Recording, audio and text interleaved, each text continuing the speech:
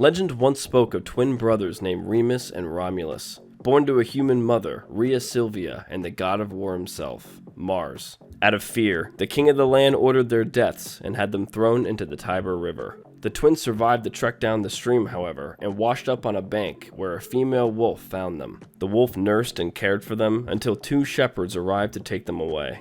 They grew up strong and healthy, and ended up slaying the king that wanted them killed so many years earlier. After this, they desired nothing more than to build a city of their own and rule as they pleased. The placement of this city was a source of conflict for the brothers, though, and in the end, Romulus struck down Remus and founded the city of Rome. Out of this legend came a group that worshipped this founder as a god, adherents, devotees, followers of Romulus.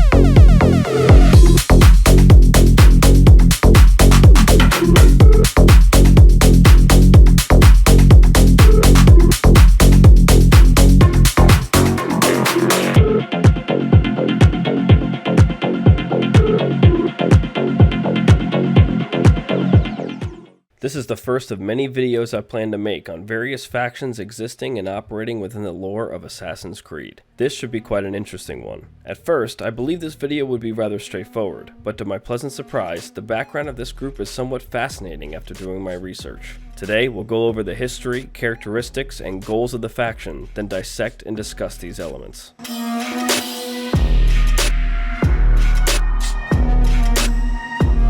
The beginnings of this group go all the way back to Marcus Brutus, a member of the Hidden Ones and the leader of the conspiracy to assassinate Gaius Julius Caesar, both dictator of Rome and leader of the Order of the Ancients near the end of his life. Both the Hidden Ones and the Order of the Ancients were precursor organizations that would eventually transform into the Assassin Brotherhood and the Templar Order, respectively. At some point in his life, Brutus discovered an Isu vault beneath what would become the Basilica of St. Mary. This vault was also known to be part of the Temple of Juno, a building erected to the first civilization member of the same name. Anyway, the statesman then decided to use this location as a meeting place for his co-conspirators and would explore the temple in his spare time. During his strategizing for the dispatching of Julius Caesar, Brutus journaled both his feelings about the plot and his exploration of the temple. These writings were written on several scrolls, and after the assassination of Caesar took place, Brutus returned to the temple and stored not only the scrolls, but also his heirloom armor and the dagger he used to kill the emperor within one of the vault chambers. Sometime before the year 1500, the followers of Romulus occupied several secret tunnels and layers that encompass a sizable portion of Rome's underground. These layers were beneath a number of popular landmarks in the city, including the Colosseum, the public bathing grounds of Trajan and Diocletian, the Lateran Palace, the Pyramid of Cestius, and St. Peter's Basilica. Amongst these layers is the vault Brutus used for his plotting, and the followers ended up stealing the scrolls he had written. They did, however, leave the armor and dagger where they lied, believing them to be weapons of Romulus, locking them in a cage and cherishing them as icons. The lock keys and scrolls were then scattered amongst the various layers throughout Rome. 6 layers, 6 scrolls, 6 keys. During and after the events of Assassin's Creed 2, in which the Italian Brotherhood had begun its initiative of dismantling the Italian Rite of the Templar Order, the followers of Romulus were very much present and active. To the assassins' surprise, they found themselves being targeted by the enigmatic group for reasons unknown, along with hearing numerous accounts of civilians claiming harassment and violence from the group. Niccolò Machiavelli, the then acting mentor of the Brotherhood, tasked assassin Ezio Auditore with uncovering their incentives for doing so. The followers of Romulus. This band of false pagans has been terrorizing the city for months and driving the people into the arms of the church. Quite convenient. Exactly. I believe the Borgia are supporting them. but proof remains scarce. Ezio found and explored all 6 of the vaults and was mercilessly ambushed in each and every one. The assailants were agile and aggressive, prompting Ezio to lean heavily upon his superior training to overcome them. Despite the multiple onslaughts brought against him in each layer, Ezio continued his investigation, learning that the followers had indeed been corrupted in some way. Ezio eventually discovered that the faction's leadership had been secretly meeting and dealing with top officials in the Catholic Church. Knowing that the Pope at the time was Rodrigo Borgia, Ezio put the pieces together and realized that the followers have been in bed with the Templar Order for some time now. I will write the sermons, then leave them for you within the shrine. Make sure you deliver them convincingly, with passion. The followers will do anything we tell them to, Padrone. They believe their god commands them. Bene. Do you have the key? Yes, Padrone. May the Lord be with you. And also with you, Padrone. Catholic leadership, under command of Rodrigo, paid the faction's leaders to have their men terrorize the population of Rome. Their aim was for the violence to lead the citizens into the arms of the church to germinate numbers and support. Rodrigo also made sure that the followers would specifically target assassin members in the city. Ezio, learning this as he traversed the layers, also found all 6 keys and scrolls to Brutus's cage in the vault. Eventually, the assassin traveled to the cage and took both the armor and dagger that was used so long ago. By 1503, Ezio's actions before and during the events of Assassin's Creed Brotherhood had resulted in the Templar grip on the city shattered, and the Borgia influence over the faction eradicated. Despite these efforts, the followers were never fully wiped out, and continued operating in the city. Although the assassin was able to dispatch multiple members of the followers' leadership throughout his exploration of the layers, it is speculated more sprung up in their place and maintained the presence of the group, albeit in largely unorganized pockets. How the followers of Romulus dealt with the loss of their supposed hero's mystical armaments is still unclear, and what their goals or objectives ended up being after Rome's liberation from the Templars remains a mystery.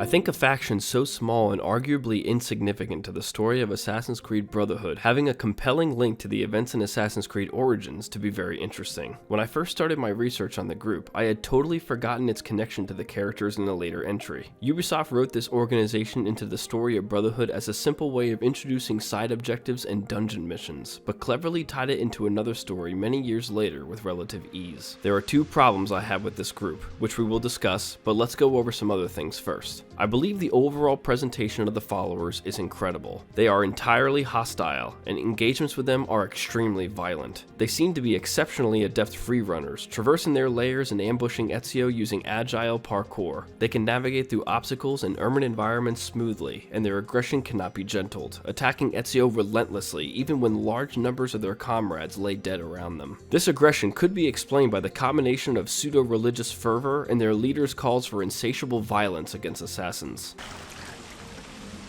We have recruited many new men to our cause. I merely speak the name Romulus and they obey. Bene.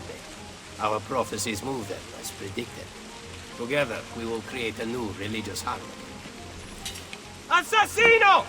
Mobilize your followers!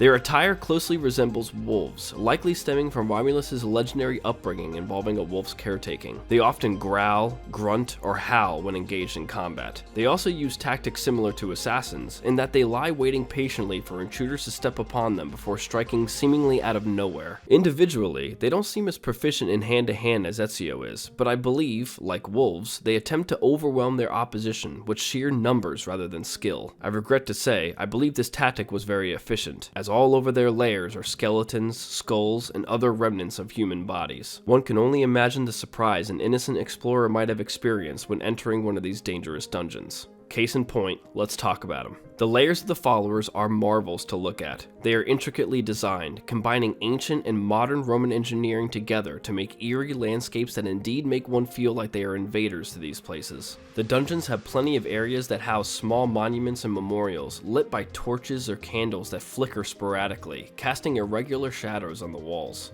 As players delve deeper into the depths, they encounter landscapes littered with fiendish traps, uniquely crafted to thwart intruders and protect the main shrines that lie within. As you traverse the labyrinths, the growls of the followers are the only things that break the almost oppressive silence of these areas, and when they inevitably attack you, it feels like you are in an environment that is not on your side.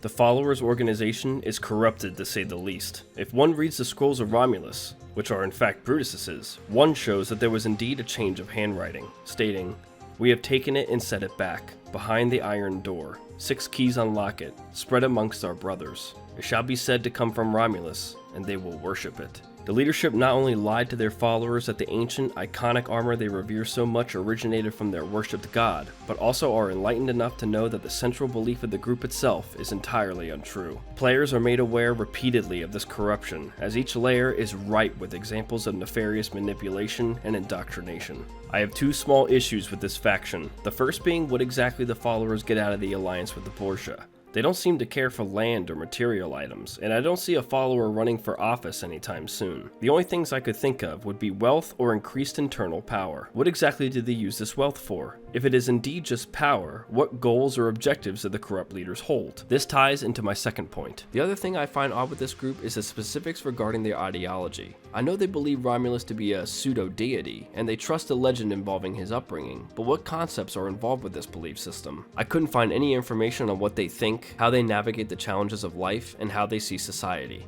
No tenets, creeds, rules, doctrines, descriptions on worldviews, or principles.